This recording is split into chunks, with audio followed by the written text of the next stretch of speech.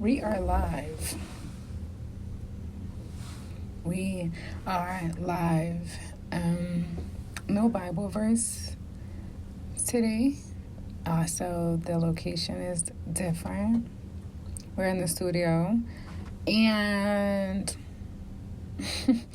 the mic.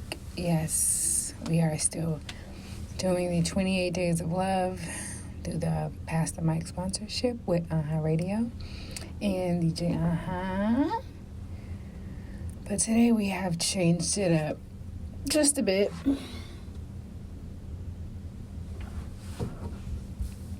Today we have changed it up a bit.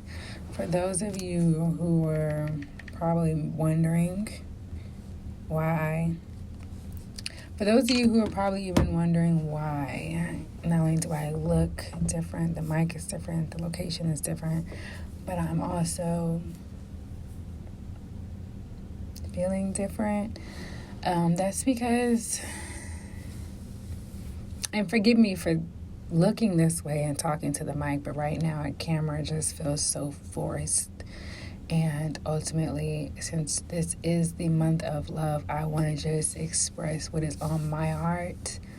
It may or really may not apply, but just any sort of love or an extension of love that you can just send me during this time will be more necessary than not, because I just need to get this kind of off my chest.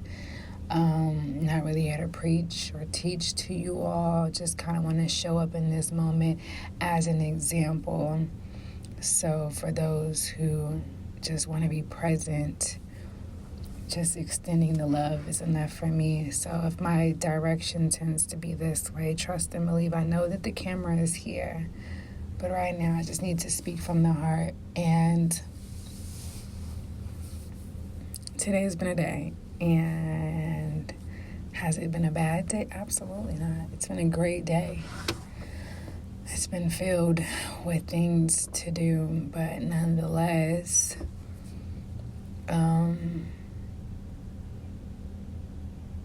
it was a day of checking in. Last night was also a way of checking in spiritually. Attended Bible study, or another word or phrase they want to call it, where we are studying the word in the scriptures, and it was dedicated or directed towards checking our heart posture and where we're at with our relationship and our walk. And today was pretty similar, because today made me look at my heart and my walk and what things have really been, and putting it in perspective did bring a bit of emotions that I did not expect. So, to further explain, I would like to kind of walk you all through something briefly. But I definitely experienced something pretty traumatic some years ago, and I'm still dealing with the aftermath of said incident. And while I may not have been the best advocate during the time of the first year, maybe even 2 years, I still knew deep down in my body that something was wrong.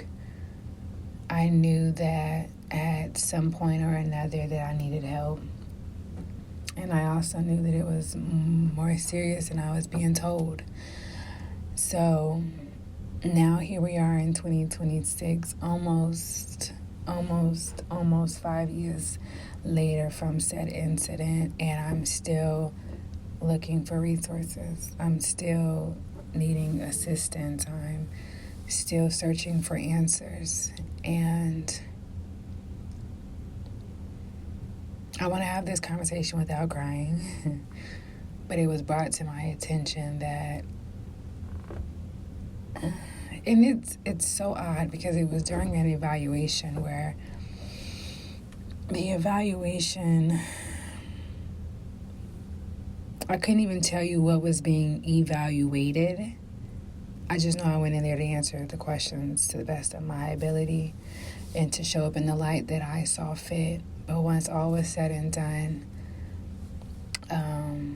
I was then told that And I'm going to paraphrase, of course. But I was then told that first, this person is a straight shooter, so they're just going to give it to me direct, which I appreciate. So I'm going to give it to you all the same way. And so the information that I was informed with was to state that I look good. I take care of myself. I present myself as someone that is in shape. I'm very intelligent. I have a bubbly personality, and I am well cared for, right? And then he goes on to mention that while all of that looks good on the outside, that on the inside I'm covering up whatever it is that I'm dealing with. On the inside, I am emotionally fighting. I am dealing with things to where I know how to present myself a certain way when it's time, but then he could see the regression. He could see me sink back into what it is that is really bothering me on the inside. And so we go on to then speak about that. When he asks me certain questions, he can see the frown just appear on my face. And when we go into detail about the incident, that I am anxious. And he read me like a book.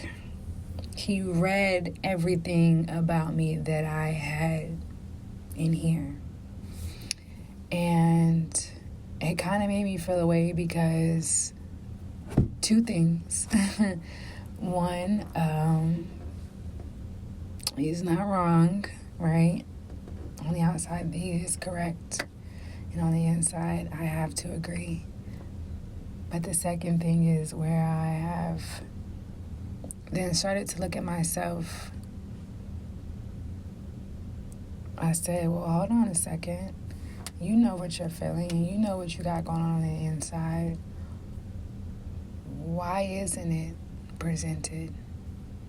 Why isn't that shown? And because he even goes on to mention that I know when to lift myself up, but at home I'm decaying. In my private time I'm dealing, and this is off of an 1.5-hour evaluation. He says most people that come in here are suicidal and depressed, and I've been doing this for X amount of years, so I can tell when someone is really sick. Their face is lacking. So there are craters, and there's dryness, and there's this, and there's that, and they don't even look like they get dressed, and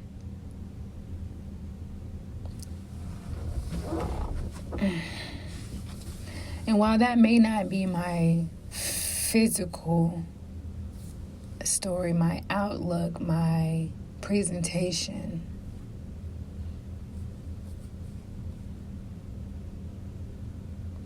I agree with how they feel emotionally. I wholeheartedly understand where they're coming from, because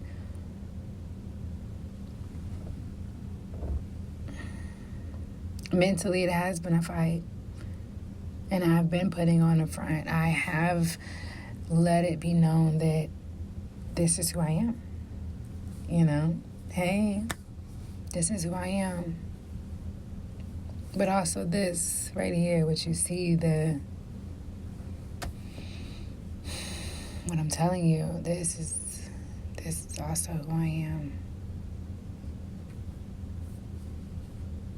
So I mention all of that because the story itself has many layers that I don't choose to peel back with you all, because that's not what you're here for. But I know my reasoning for bringing this up was to state that while I may not present myself in a certain light to express how I'm feeling on the inside,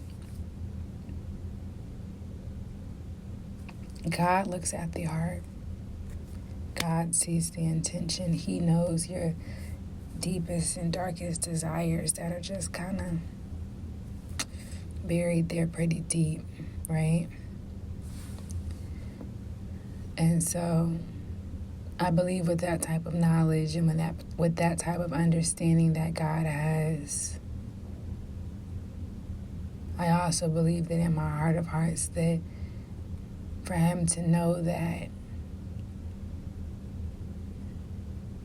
he will not forsake me, he will not leave me, he will not abandon me, because he knows what I'm going through. He knows what I'm dealing with. He knows what I need before I even ask.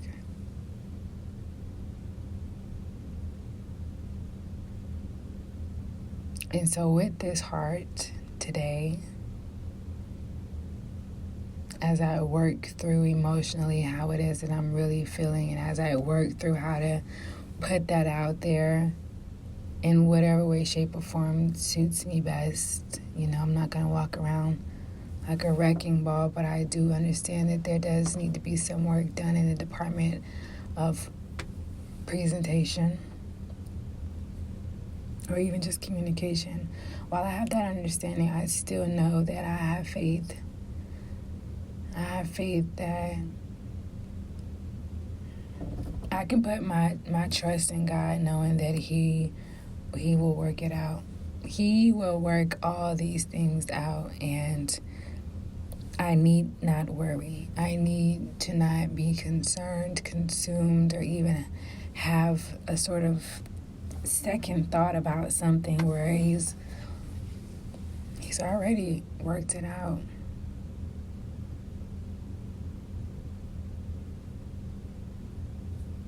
But I need to be honest with myself and know that because I feel this way in my heart, have I done the best way to express it? And that's a no. I have not done the best way of expressing that, and that's what today's episode was about. Me letting you into this little heart of mine, just a little bit. This is a work in progress. So I don't expect to, nor do I even want to have it all figured out. But I know God does. I know God has made a way, because He knows our hearts. He sees our heart. And while your heart may be whole, while your heart may be pure, while your heart may be hurting, while your heart may be shattered, He knows. And so all we can do is trust that He will take good care of our hearts. I trust God, and I know that He will take great care of my heart. And so I pray that over you all's life. I pray that over your heart and your relationships. Peace.